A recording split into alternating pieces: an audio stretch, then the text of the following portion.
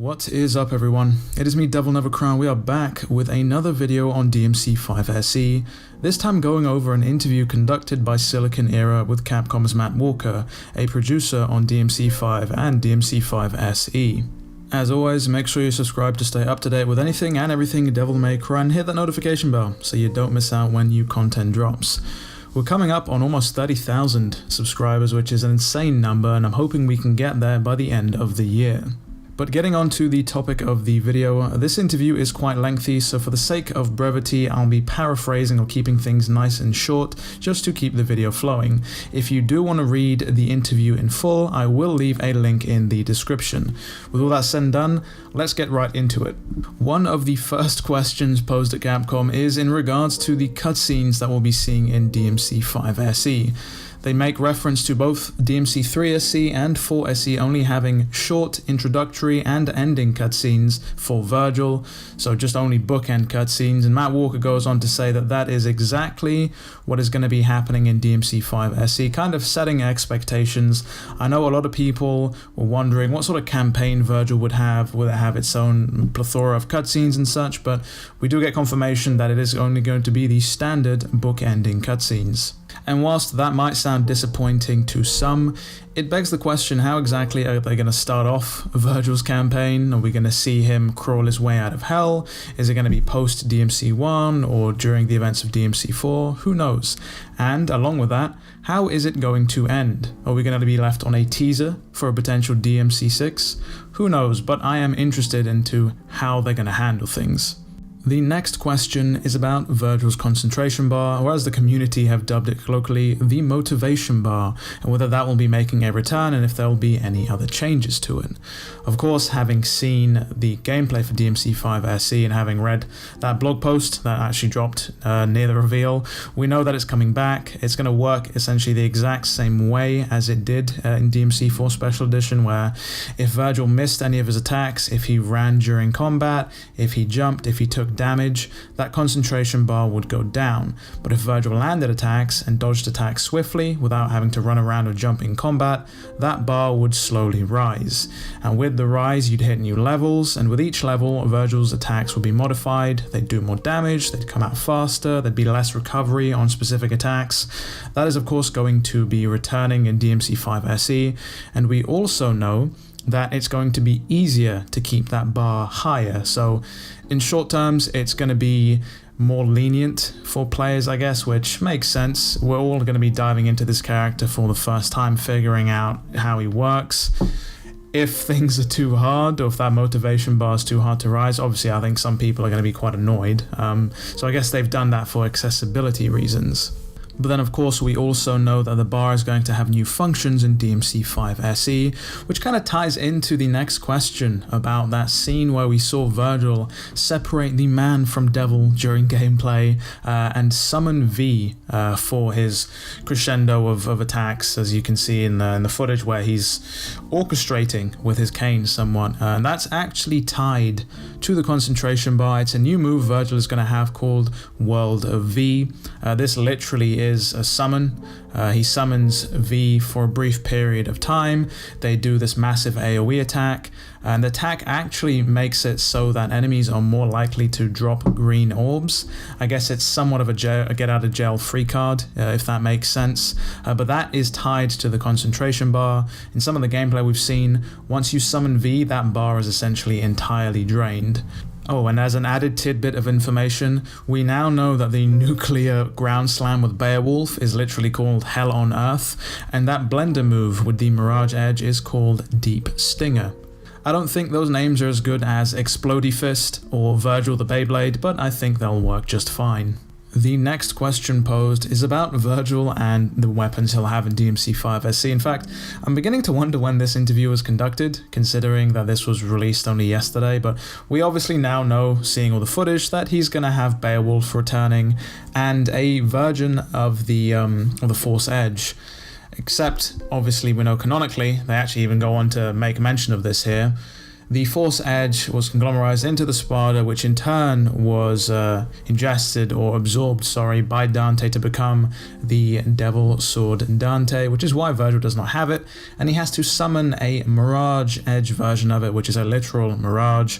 I guess it's just a bigger version of a summoned sword, but this, I guess, softly confirms that Vergil's not going to have any other weapons as opposed to having a plethora of them. We know he's just going to have his standard moveset or his standard kit, which I think some people might be disappointed about. I think people were hoping that Vergil would get more than just what he usually has, but I know others are going to be quite pleased that these weapons are returning. This next question and its answer are a little bit spicy. I think people are going to be interested a whole lot in this.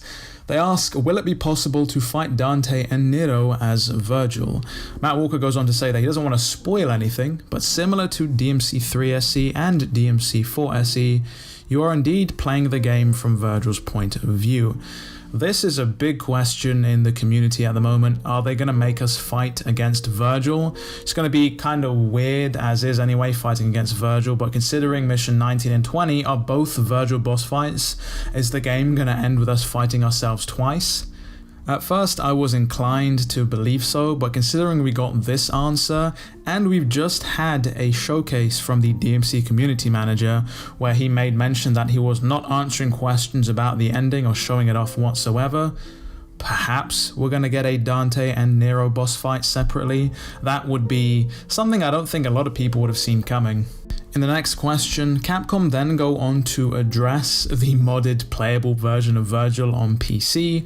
They made mention that they only started planning Vergil in DMC5SE after DMC5 was released, and that what the modders had found in the PC files for DMC5 were remnants of a system used during development to actually test out Vergil's moves as a boss in the game.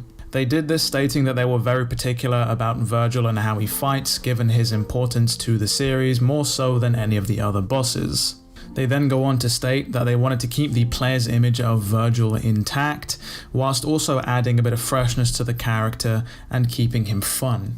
Which I guess is why Vergil has a lot of familiar weapons and moves, but also has a bunch of surprises to keep things exciting for players.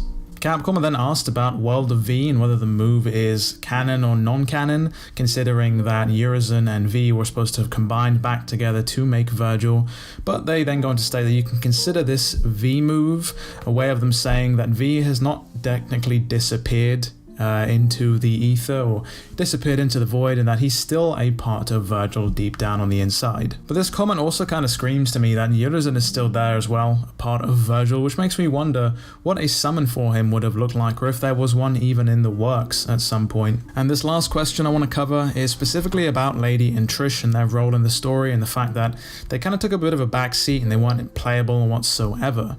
The question essentially asks Capcom what happened and what is your response to fan feedback and criticism. And it essentially boils down to the fact that DMC5 and its story decided to focus on exorcising the Sparta family's demons, in air quotes, so to speak, and so some of the characters had to take a back seat in order for Dante, Vergil, Nero and V even to take the spotlight.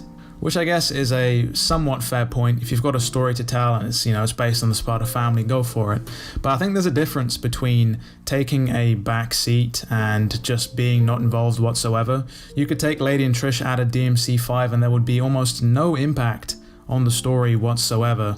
Capcom do go on to try and justify Lady and Trish being vital to DMC5, stating that they went through the effort of casting, creating costumes and scanning models, just like they did for the main cast of Nero, V and Dante.